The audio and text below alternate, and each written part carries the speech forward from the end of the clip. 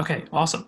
Great. So good morning, everybody. Thanks so much for joining us today as we talk about election updates, specifically around vote by mail. We're really excited for this conversation today as we know that things are constantly shifting and we are getting closer and closer to election day. So I want to make sure that our community is fully engaged, fully aware, and able to get out there and vote this November and early voting starting in October.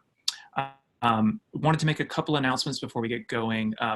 As we continue these virtual programs, the NCAA AIDS Action Network has got a couple events going on over the next couple weeks. The first thing that I wanted to share, and I'm going to drop the link into the chat. I'll drop two links in just a second.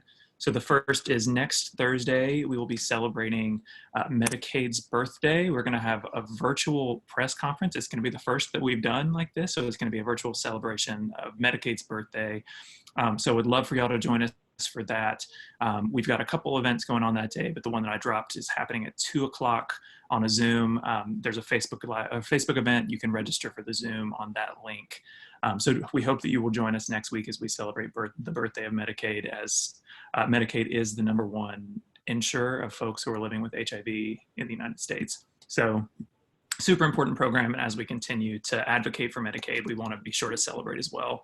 The next thing is in relation to what we're talking about today, as GOTV efforts kind of get started, we know that it's going to look a little bit different this year. So we are starting our first GOTV event. Is going to be in a virtual, we'll call it a semi-phone bank that we're calling Phone a Friend. So we are going to talk about the importance of vote by mail for a few minutes at the start of it. And then we'll take a couple minutes with the folks who are able to join us to just call some folks on your direct contact list. So call 5 or 6 friends just to talk to them about the importance of vote by mail. So it's going to be our first virtual phone bank-esque event, and that event is being dropped as well. Both of these will be shared in the follow-up email with the resources that we get provided today. But other than that, that should be about it for announcements. Oh, and that event is, so Medicaid event, July 30th, next Thursday. The following Wednesday, August 5th, will be our Phone a Friend phone bank. So hopefully y'all will join us for both of those events. But at this point, I know Alyssa has got a hard stop at 10:55, so we want to make sure that she has plenty of time to get all this really important information out. So Alyssa, I'm going to turn it over to you. Alyssa's from Democracy in North Carolina and is going to give us a bunch of great information about vote by mail. So the floor is yours. Hi, everyone. My name is Alyssa Ellis. I'm the Advocacy Director at Democracy North Carolina. I use she and her pronouns, and I've prepared a little bit of a presentation because I think it's easiest when we can see what we're talking about as well, and so I'm going to get that going. One thing I will note is I'm going to try and anticipate questions throughout the presentation, and then there'll be 2 different spots for question and answer, and at the end I'll put my information in the chat and give materials to Lee and to Matt to share with you all. So hopefully that'll, if you have questions that aren't answered during this particular Zoom webinar, that we'll have them in writing, some answers for you after, because I know there's a lot of kind of, if not anxiety, just interest in vote by mail. And so I'm going to share my screen 1 second. Shameless plug for Canva, where I make all my presentations. It's the best. Okay, COVID-19 and voting by mail. So at Democracy in North Carolina, like all pro-democracy advocates, we believe that voters shouldn't have to choose between exercising their constitutional right to vote and risking their health. And obviously for folks who are in high-risk categories and are immunocompromised, it is incredibly important that we protect all avenues to vote, and that includes voting by mail. In this presentation, we're going to go over the recent House Bill 1169, which has some implications for how election law has changed. It has reduced some, but not all, barriers to voting by mail. And then we're going to go into the step-by-step process on how to vote by mail today. What I will note is that there is pending litigation at the state and federal level related to North Carolina's system of voting by mail. So some of this may change. we don't anticipate to see regression, but only additional reduced barriers. So I'll note those points when we go through there. But everything in this presentation is up-to-date information. And so I'll start with the good.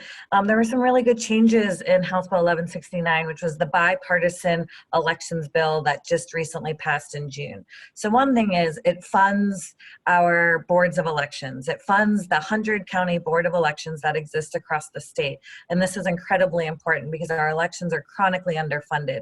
And so when we think about vote by mail and we think about the increased resources it'll take to process ballot request forms and the ballots themselves, it's incredibly important that boards of elections have adequate staffing and materials that they need to do these processing systems and to do them socially distanced and compliant with all of the precautions necessary to protect us against community spread from COVID-19. But specific to voting by mail itself, there are way more ways to request your ballot. We'll go into how to request your ballot in part 2 of this presentation, but suffice to say, it's much easier now. Before, you had to print out your paper and mail it or hand deliver it to your county board of elections office. Now you can fax it if you live in the 80s, but you can also send it via email. So you can snap a picture of it and email it. Additionally, the State Board of Elections is going to be developing an online portal to request ballots. The catch with this is it doesn't have to be developed until September 1st. That's when it has to go online. And so as advocates in the democracy space, we're making a lot of recommendations about how that portal should function. We think it should be usable on a mobile device. We think it needs to be load tested so that it doesn't crash on the first day it goes live. We know what happened with unemployment, and a lot of times when new sites go up with new functionalities, they can crash. But it is an overall good thing to be able to remotely, through the online portal, request your ballot.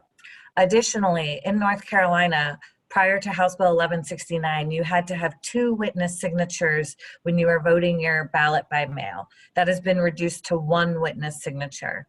And again, later in the presentation, we'll go into the steps of how to vote a ballot by mail. And then additionally, there's a mandate that there be a barcode tracking mechanism for absentee ballots. We're doing a lot of research into what other states are doing and have done, states that more typically have a more robust vote by mail population, because in North Carolina, that's not the preferred way to vote by most voters. And so we're doing some research to make recommendations so that that's accessible and helpful for voters. And then MAT expansion. So MAT teams are multi-partisan assistance teams, and they're charged with helping folks traditionally in congregate living facilities, so like nursing homes. MAT teams now have been expanded under 1169 to include the ability for any voter to request assistance from a MAT team. This is complicated because MAT teams historically have been kind of hit or miss on a county by county basis on how effective they've been in assisting voters in congregate living facilities. And with the expansion for any voter to request them, the state board right now has a mandate to work with the Department of Health and Human Services, and by August 1st, issue some information on how they plan on collaborating, especially as we're under shelter, stay-at-home orders, and there's a lot of regulation around the entry into nursing homes and congregate living facilities.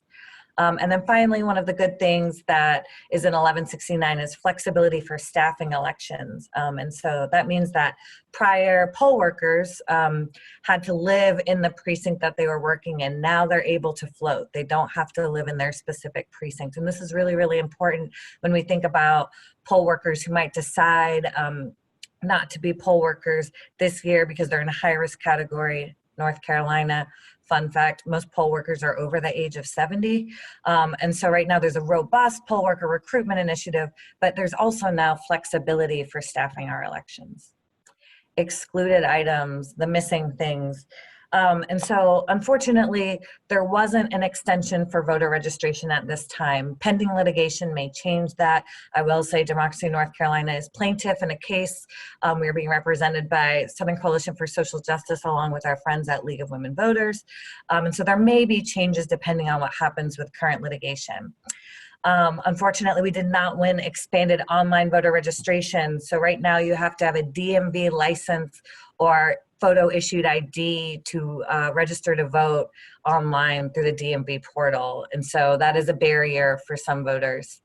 Additionally, there was no mandate around secure drop boxes. And so when we get into how to return your absentee ballot, it is notable that there aren't secure drop boxes to return your ballot. It must be returned to the County Board of Elections, hand delivered. It can be returned at an early voting site, or it can be returned via mail. And then one other thing that we were really fighting for was lowering the poll worker age from 17 to 6-year-olds. There's a lot of amazing civic engagement programs and poll worker programs across the country that allow people who are 16 years old to be poll workers. And so that's something that we did not win in this recent legislation. The bad. There's always something bad if you're dealing with the North Carolina General Assembly. So they stuck in at the last minute a photo voter ID provision into the bill. And I think what's important to note about this ID provision, it was basically going to allow another type of ID to be used in the case that we had photo ID implemented in the upcoming election. But the fact of the matter is that both federal and state courts have enjoined the use of photo voter ID for the 2020 general elections. That means you do not need a picture ID to vote in the upcoming elections. Scream it from the mountaintops, tell everyone you know. I know there was some reporting on this provision being in the bill, but right now it is not an active provision because we do not have voter photo ID for this election. The known unknowns. And so I think it's really important when we're talking about stuff to talk about things we don't know, because I think there are a lot of questions, and my experience has always, led me to the point that we're never gonna, I feel like, speculate or guess, but I think just know where we don't know things and we're striving to get answers. So one is 1169 does not have a lot of detail on implementation, like the online portal, like how barcodes will function. And so one of the things that we're doing is crafting recommendations with our friends who are technical experts in the democracy space, both at the state level and at the national level, to make the best recommendations ever so we can begin our, our mandate to educate voters, and so that we have certainty about how certain aspects of the system will work. And then the final two things that relate, really directly to vote by mail: signature verification and curing absentee ballot issues. So right now, federalism, if you remember civics, is that, different counties have different ways of processing absentee ballots. And we're making recommendations to the State Board of Elections, along with a coalition of democracy kind of advocate organizations, on how they should handle signature verification and curing issues. If you make a mistake on your ballot, making sure that the way that it's handled by every county is uniform. And so we'll get into that a little bit when we go into how to vote by mail. And so if there are any bill-specific questions, I wanted to take a little pause, but we're going to go into a deep dive overview of every single step on how to vote by mail in this election. Then we'll have a lot of time for question and answer at the end. And you'll have this presentation and some helpful resources at the end as well. I don't know if I can see the chat. Yes, I can. Hang on one second. So that's a good question. I will say 1169 specifically prohibits the State Board of Elections from mailing ballots to every single voter. What the State Board of Elections will be doing is every year, or every major election that they have judicial elections on the ballot, they send a judicial voter guide that talks about the different judicial offices that are on the ballot. They will be, it is our understanding, sending out absentee ballot request forms in those voter guides. So every registered voter should receive a mailing with the absentee ballot request form in paper form that they can either mail to their County Board of Elections, take a picture and email to their County Board of Elections, or, like I said, in the odd case you want to fax and have access to a fax machine, fax it. I think one of the things that, as democracy advocates, that we're considering is this is the first time we'll have such a large scale utilization of vote by mail. And so administrators are struggling with, I think, the high volume of what's going to come in. There's some implications for how the Postal Service is going to handle that. And so I think the shift to an all-mail election is actually preferred, that it does not take place in that way.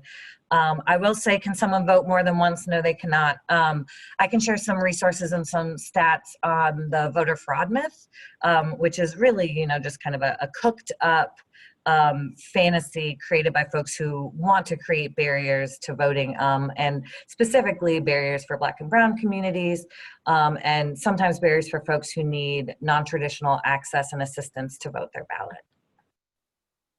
And now we're going to get to the good stuff, and then we can do like a verbal Q&A at the end. So voting by mail in North Carolina. So North Carolina, we are blessed to have no excuse absentee voting by mail. That means you don't have to have a special reason to vote by mail. If you're registered to vote in North Carolina, you can vote by mail in North Carolina. One thing, as I just mentioned, is most voters do not choose to vote by mail. In a typical election, only 3 to 5% of voters are voting by mail. The State Board of Elections anticipates we could see up to 40% of voters choosing to vote by mail. This is something that we have never seen before in North Carolina's voting history, and it's really, really important when we think about some of the advocacy steps we want to take as advocates to make sure that that process is clear, transparent, and that voters have the tools and education and resources necessary to navigate something that is new to them. And so helpful resources that we have is ncvoter.org. I'll drop a link in the chat at the end of this specifically about voting by mail, and 888-RVOTE. 888-RVOTE is a 24/7 hotline for voter questions. What I will say is that you should call and leave a voicemail and someone will call you back. Once we get closer to the election, about a month out, it'll be regularly staffed during the day by attorneys who will be answering questions for folks who are navigating the system. Everything from voter registration to voting by mail to voting in person to where am I registered to vote. A lot of these questions can be answered at ncvoter.org, but if you prefer to talk through your question, please call 888-RVOTE. They're a really, really important resource. And now we get into the good stuff, an overview. So in North Carolina, it is a complex process, but you can navigate it, and there's some simple steps that we'll go through to talk about how to vote by mail. Number one, in order to receive an absentee ballot, you have to complete and submit an absentee ballot request form. We'll talk about that in a second. The second step is you have to complete your absentee ballot request form and submit it. As I mentioned, 1169 makes it easier to submit those forms. And then we have the part that I hate, but feels a little bit like Christmas, we wait. One thing to note, and all of them, an important dates and deadlines slide at the end of this, but ballots will not be mailed until September 4th. The State Board of Elections right now cannot print all of the materials until some of the key issues are resolved that are pendent in litigation. And so ballots will not be mailed until September 4th. So it will be a kind of prolonged period of waiting. You can request your ballot now. You're just going to be holding tight for a minute. Not September 4th, step 4, then you're going to complete your absentee ballot, which we know will be after September 4th. We'll go through all of the steps to complete your absentee ballot and the witness requirements too. And then the fifth step is returning your ballot. And we'll go through the different ways that you can return your ballot and what we recommend as the gold star standard to return your ballot. And then we'll go over deadlines and some frequently asked questions. And then we'll get to all of the questions that you all have. So step 1, you got to get your hot little hands on an absentee ballot request form. So that request form will be mailed out, as I mentioned, in the judicial voter guide that comes to all registered voters. But additionally, you can locate it on the North Carolina State Board of Elections website or your County Board of Elections website. You can just Google Durham County Board of Elections, and most of them have it pretty pronounced on their websites. Occasionally you'll find a county boards of elections where you got to click around a little bit, but most of them have them easily accessible. They are available in Spanish as well. You can also pick it up at your county board of elections office if you feel safe to do so. One thing, as I noted, is that there will be an online portal live by September 1st, 2020. And so if you want to wait until that time, that's perfectly acceptable. And you can request your ballot online. One thing we don't know about the portal is how much you'll be able to track about the acceptance or rejection of your ballot request form. So that's something that we're issuing guidance on. Our feeling is that any online portal should notify the voter if their absentee ballot request form is accepted or rejected. We're going to talk about submitting the request form currently, the ways you can do it. So completing your request form. Only you can complete and submit your form. I will share with Lee and Martin after this. A lot of folks want to help people complete their forms. It's really, really important that the voter, unless they need special assistance, needs to complete that form by themselves. It cannot be pre-filled by someone else. If you've been keeping up with the news, there was a really well-intentioned organization that mailed 80,000 pre-filled ballot request forms out to North Carolina voters, and they were all summarily rejected by the State Board of Elections. Then the State Board of Elections had to try and notify everyone, hey, these are being rejected for this reason. And so there's a separate frequently asked questions I'll say, sheet that describes the limitations around assisting people with their absentee ballot request forms. For people who do need assistance, they can get assistance from a near relative or a MAT team. They can request from their County Board of Elections assistance from a multi-partisan assistance team.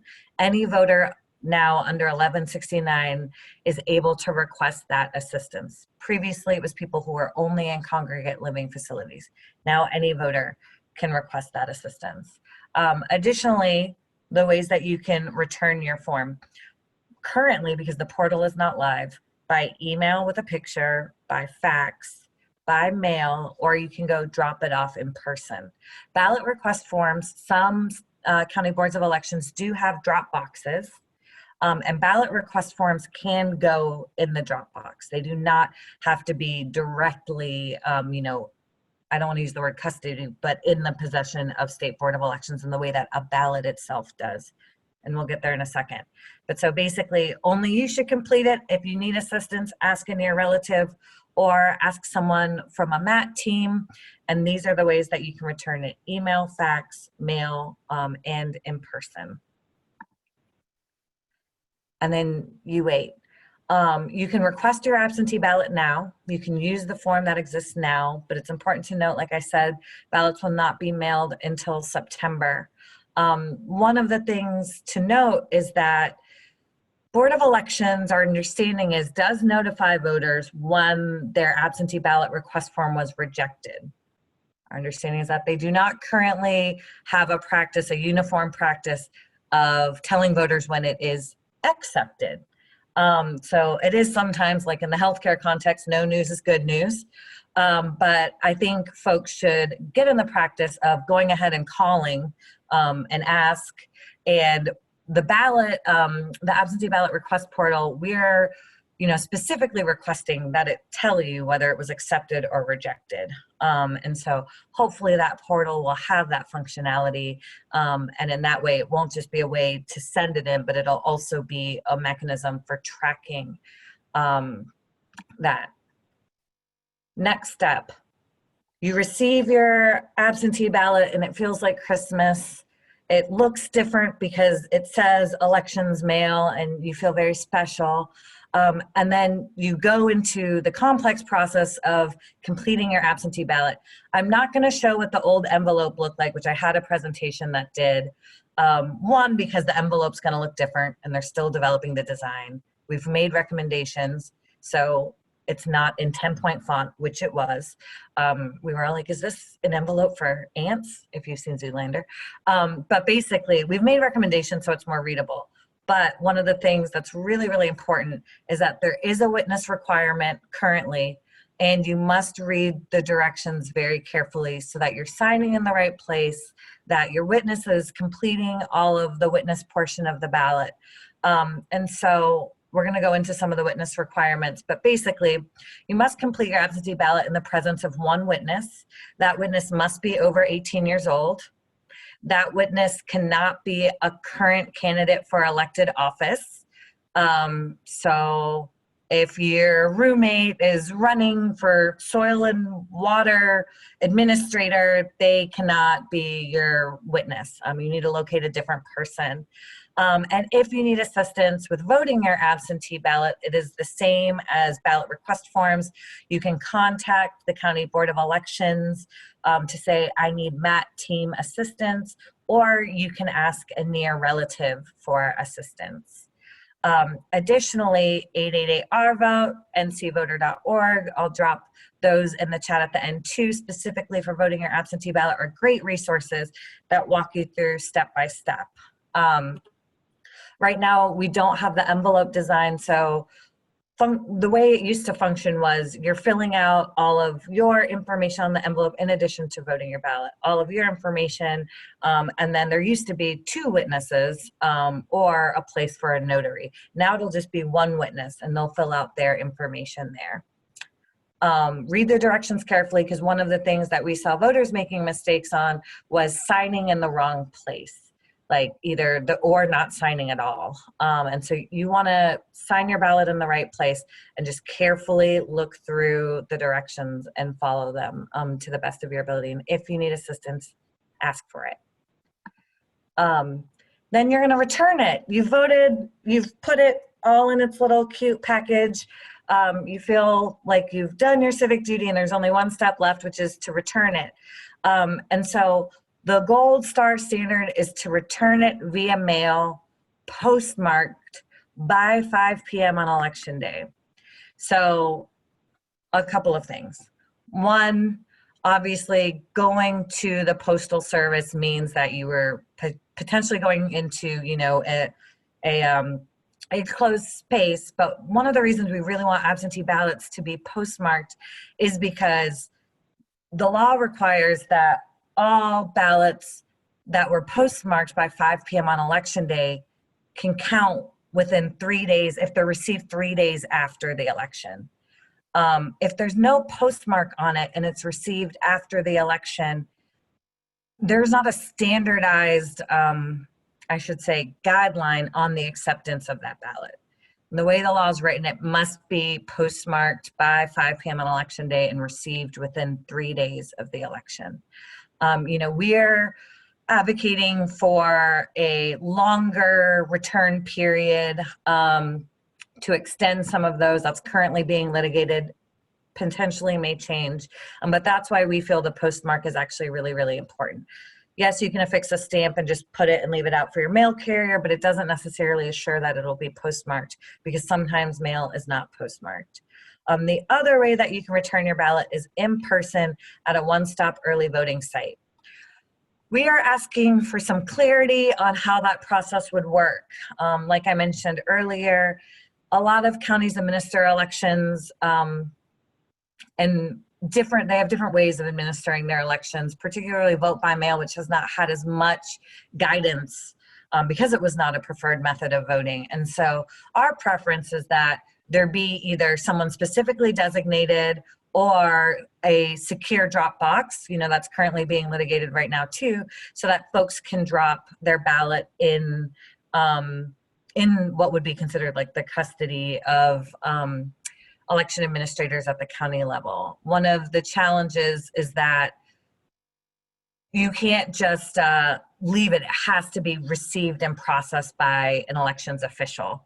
And so that's why when you drop it off at a one-stop early voting site during the early voting period, we're trying to get clarity of how that can be as non-contact as possible, what counties are doing, and of course we're making recommendations that the State Board of Elections issue guidance and or create a rule that mandates that counties have a non-contact drop-off option. I see the chat pinging and I will get to the questions at the end.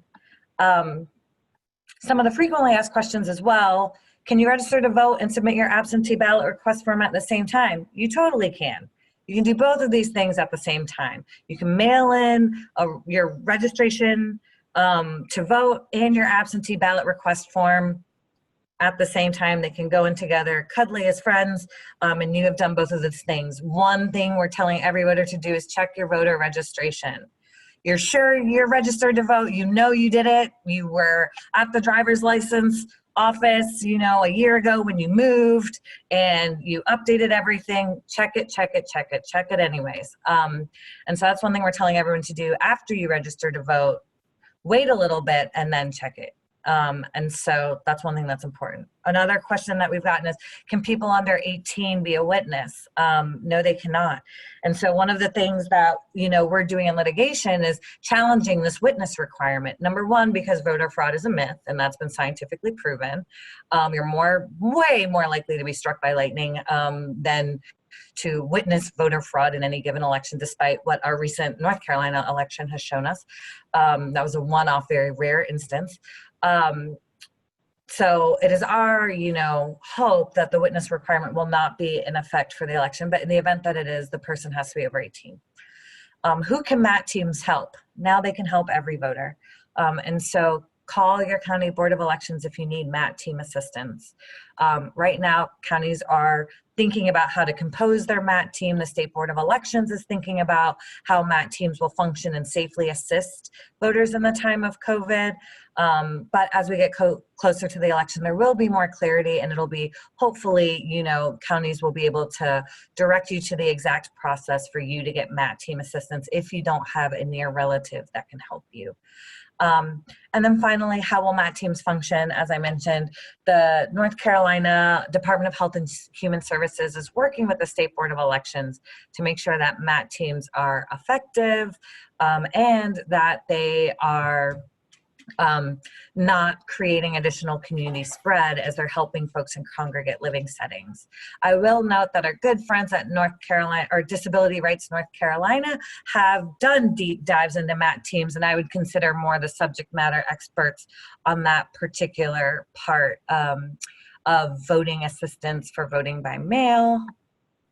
And now Q&A, and I'm gonna open the chat. Okay, let me scroll.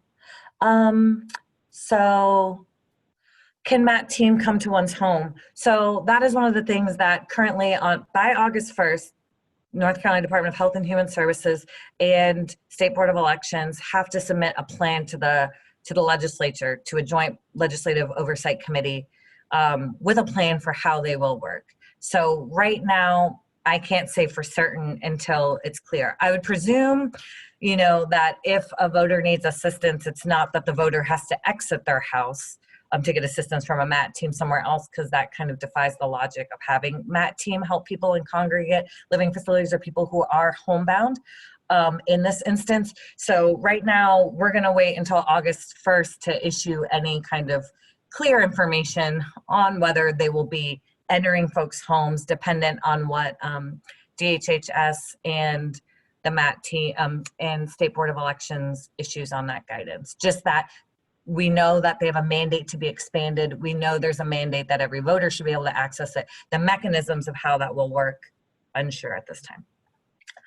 I imagine there will be a great number of people voting by absentee ballot. Will North Carolina have sufficient funding to log all these ballots, or will election results?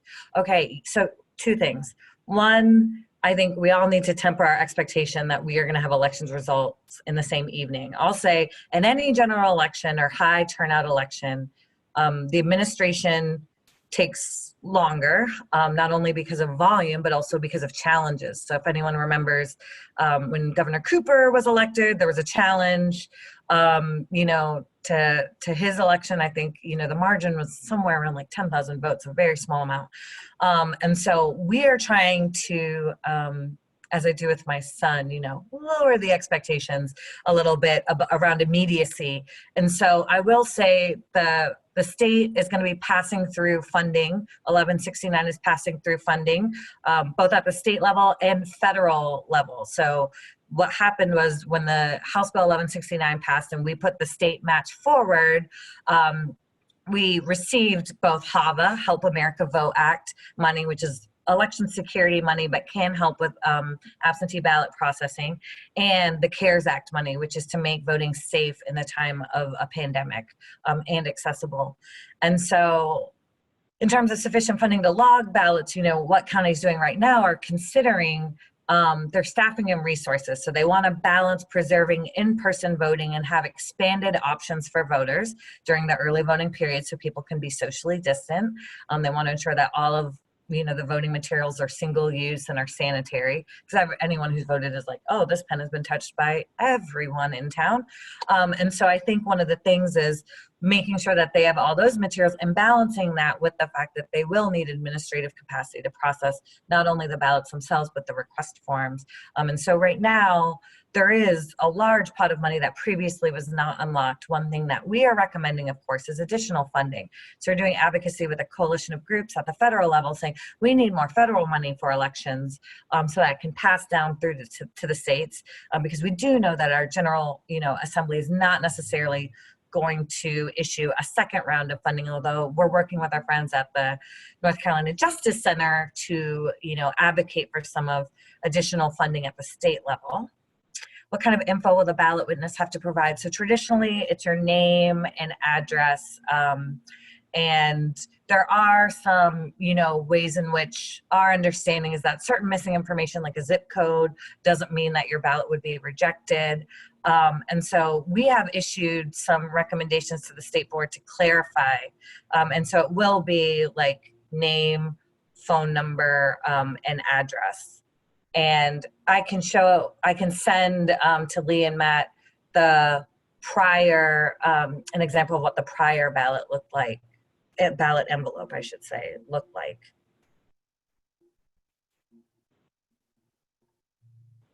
I don't know if there are more.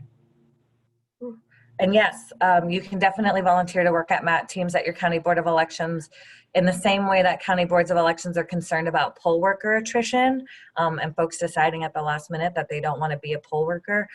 They are worried about MAT team assistance and contingency planning for if someone on a MAT team, unfortunately does contract the virus, how are they going to handle that? And so that is one thing that I would encourage folks who are in good health are able to do. Obviously, MAT teams will have protective gear, and the Department of Health and Human Services helping to guide how that will look. And I'm gonna add a couple of things in the chat that will hopefully, but also hopefully. I'll be sending a couple of materials to Matt and Lee. One is frequently asked questions, or how to help people with their absentee ballot request forms and what they can and can't do. We are currently developing a FAQ on voting by mail, and we'll share that as well. And I would just encourage folks to call 888-RVOTE and to look around ncvoter.org to get information about that around voter registration as well. And I will say, I think it is really, really important at this time for folks who are able to call their County Board of Elections, ask them when they're meeting next, ask them for a remote option to join that meeting and listen in to see, some of the challenges they're facing. And to the extent that public comment is available at your local meeting, encourage them to continue meeting remotely, encourage them, to provide voter education materials on their websites. We have a little crew of early voting advocates, but also advocates who monitor County Board of Elections. So I think it's really important that folks hear that people are interested in how counties are handling these elections. And I think to the extent that you need assistance in the future, call them and inquire about assistance from a MAT team.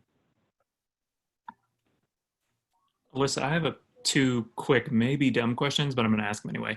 Yeah. No questions dumb. First, so I've heard some misinformation about this, so just want to clarify for folks' sake. If you are to request an absentee ballot, that does not require you to submit an absentee ballot. You can still vote in person, correct? Yes. So you can change your mind. You can change your mind and go vote in person. And so one of the things I will note, and I haven't gotten into it too much in this presentation just because of time constraints, but there are voters who try and vote their ballot, they get it rejected, and then they go vote in person. They make a mistake, they're notified that their ballot was rejected. and then they go and vote in person because they don't want the hassle of trying again. You know, we're tracking ballot rejection rates, and I can drop in the chat our recent 2020 primary report, and our rejection rate in North Carolina is actually fairly high. So it's like around 14%. What I will say that isn't that 14% of votes don't count, because people may, that's just the overall rejection rate, which means, you know, if you then go vote in person, your vote's still counted. It just means that of all ballots that are submitted, the overall rejection rate is like around 14%. Then voters may vote again and it be successful, or they may, you know, either by mail or in person. And so one thing that we're very careful to do at Democracy North Carolina is not advocate that everyone go vote by mail. I think our line is vote the way that you feel safe voting.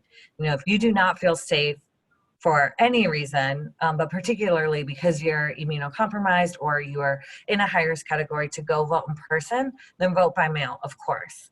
I would just say use the resources like ncvoter.org, 888-OUR-VOTE. I know we're going to be generating, once materials are finalized, videos that walk people through specific aspects of voting by mail. But that you vote in the way that feels most comfortable. I think for folks who are, you know, able to go vote in person, we're encouraging folks to not just vote by mail because it is possible to.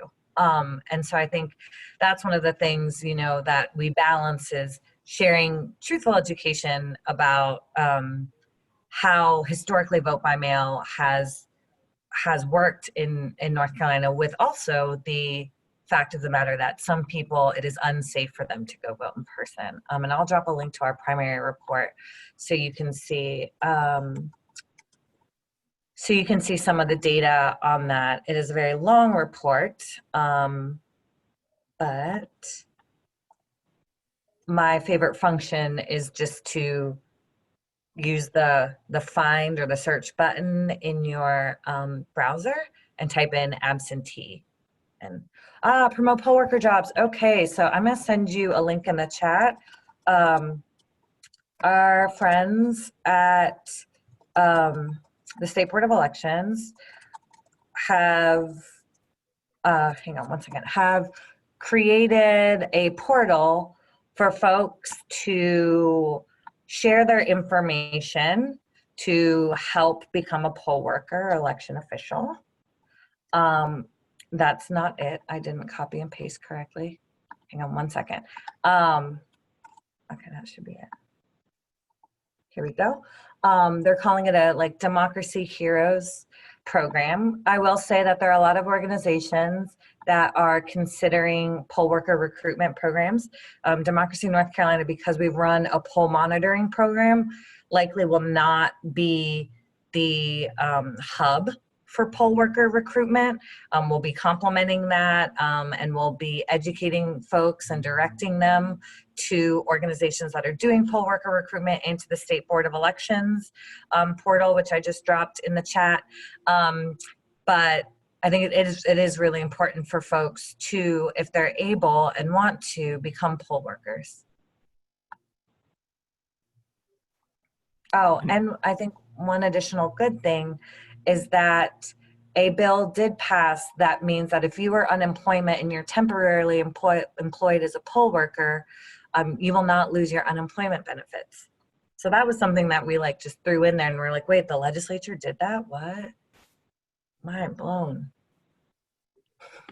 So along with the safety issue is, I don't know, is the State Board of Election. I can share.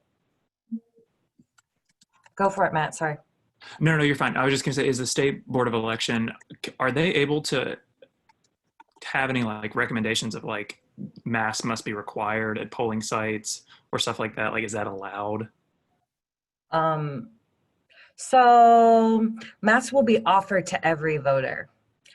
Our understanding is that there will be no mandate currently for voters to wear a mask. I think it's one of those things that in every email I'm like sending a GIF that's like weak sauce.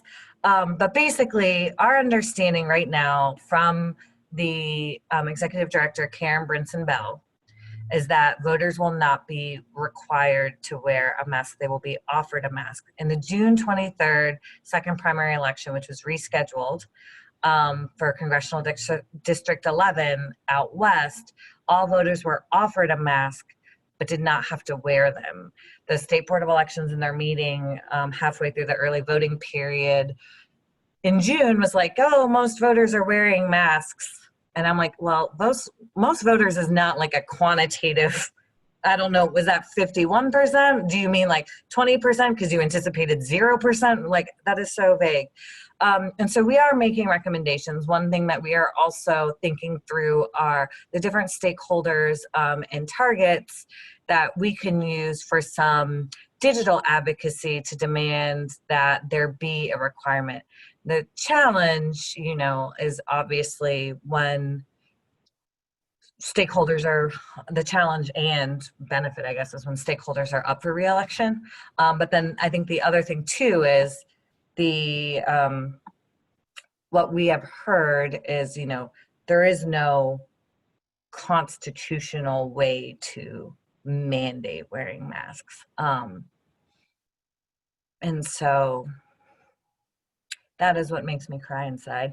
But so we're working on thinking about advocacy too. And I think that's something that you can also contact your county boards of elections, because one thing we have heard is some of them are not providing remote meeting access, and some of them are meeting in person. And I think even more scarily, board members are not wearing their masks in person, in enclosed spaces, in like what tend to be older buildings with poor ventilation.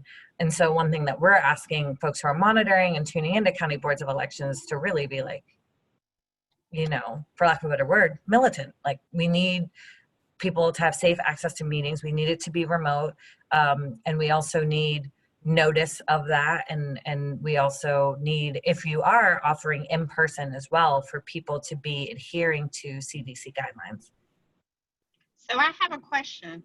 So why isn't it, being that the governor and the mayors of cities have said that that's a requirement, why can't it be enforced during this situation? Well, I think it's so I think it's a couple things. I'll say one, our executive, like our governor, our gubernatorial powers are actually weaker than some states.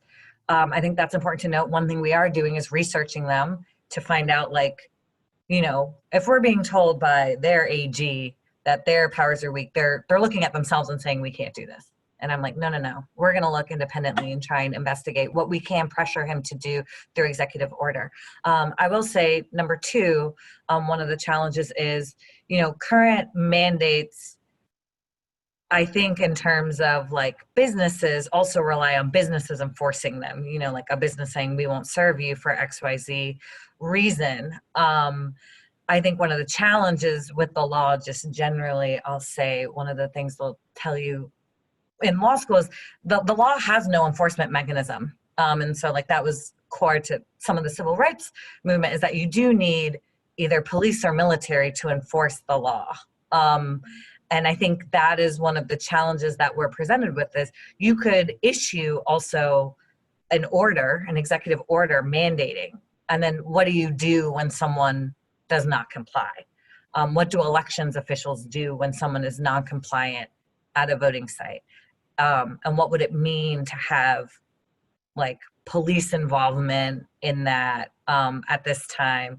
So it is something that we think of, we're thinking about too, which of course everyone should wear a mask. We believe it should be mandated. But the question too that we come up with or come up against sometimes in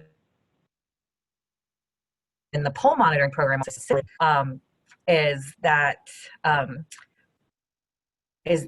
sorry, I was reading the chat, is that what is the level of enforcement for some of the things that we're asking for? You know, do police get involved? You know, elections officials, an election judge can say, no, you have to wear a mask or you need to go. But as we've seen with the Reopen NC folks and some of the militancy, a big altercation at a voting site, will that chill the ability for other people to go. But we're advocating for masks. Can they have separate rooms? So let's say like if your voting place is at a school, and if you don't want to use a mask, you can go to like the non-mask voting section, and then, because I feel like that puts other people at risk if like people are wearing masks and then some people aren't. Like people are wearing masks because they don't want to be at risk or put others at risk. And I feel like if people are doing that, they shouldn't be punished because someone else feels like their rights are violated. I feel like if there is no mechanism legally, like they have to provide that option, because that's not fair that people are So, I mean, I will putting themselves at risk. I mean, what I will say right now is counties are also challenged in the early voting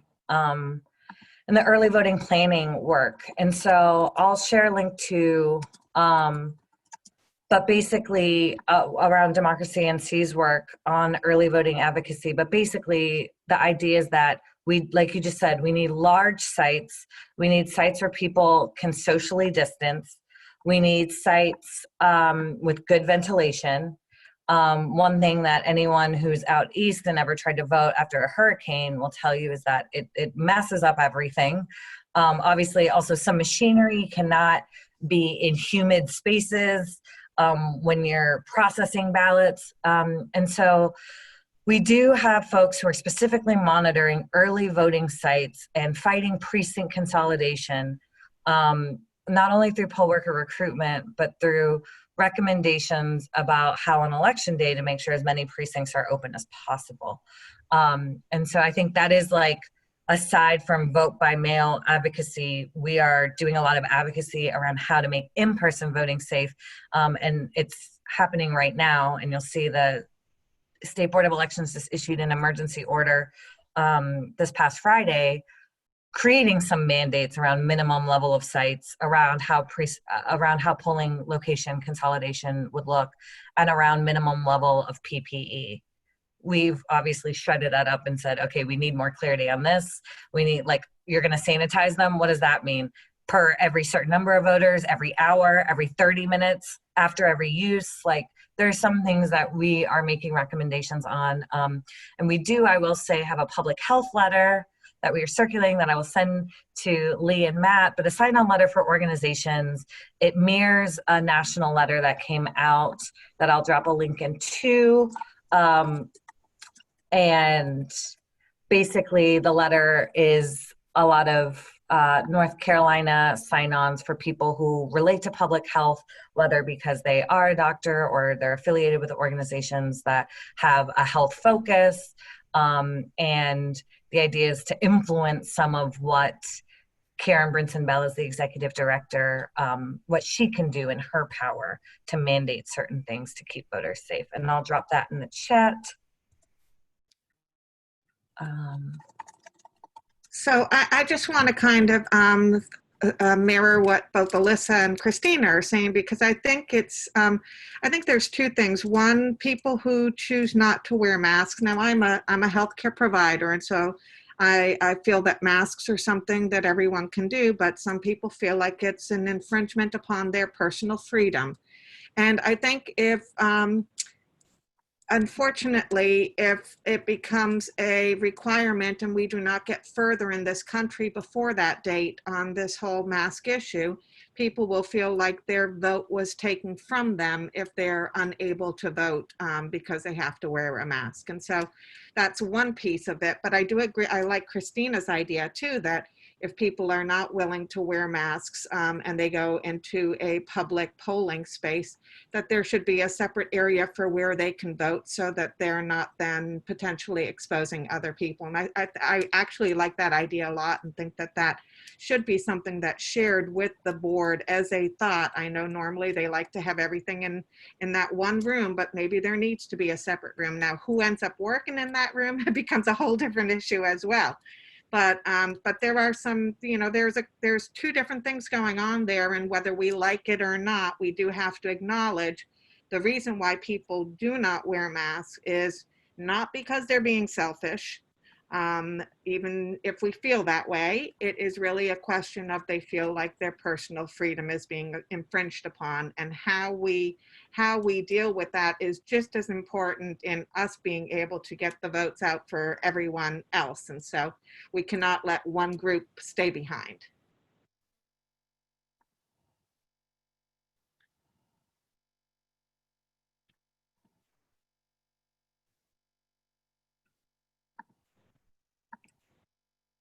And I should say that with my mask on here at home.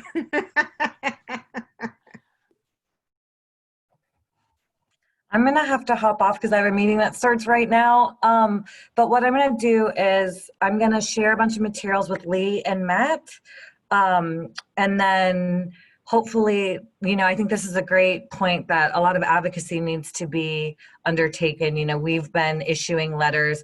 I'll send to Matt and Lee a compendium of recommendations that we started making in March. And so I'll just say your calls for advocacy have not gone unnoticed. I think, one of the real challenges, just being realistic, is when working with stakeholders, what the public pressure is. And so I will say there's a very exciting formation of the small Coalition of the Willing called Protect Our Vote NC that's going to work on more external facing digital advocacy.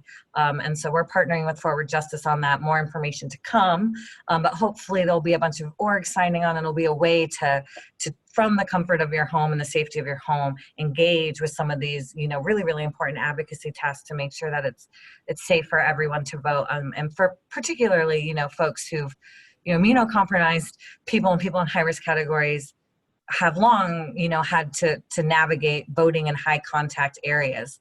And so our friends at, a lot of organizations are familiar with the complexity of this. It's not new. And I think it's a call to us on the accessibility justice side too, that a lot of these accommodations that we're doing now actually should have been in place a long time ago. And it's a call for democracy advocates to think about why we weren't looking at voting by mail and be reflective on some of the advocacy that we have not done formally to make sure things like MAT teams are functioning, and that there is generally just sanitization of polling locations for all folks. So Awesome. I'm so well, grateful. thank you so all much, had me. Alyssa. Thank you so much. And so everyone, thank you all so much for joining us. We will send out a wealth of information later today. So take a look in your email inbox for that later, with updates and events coming up and all kinds of great information. So y'all have a great rest of your Thursday, and we will see you next week. Thank you. Bye.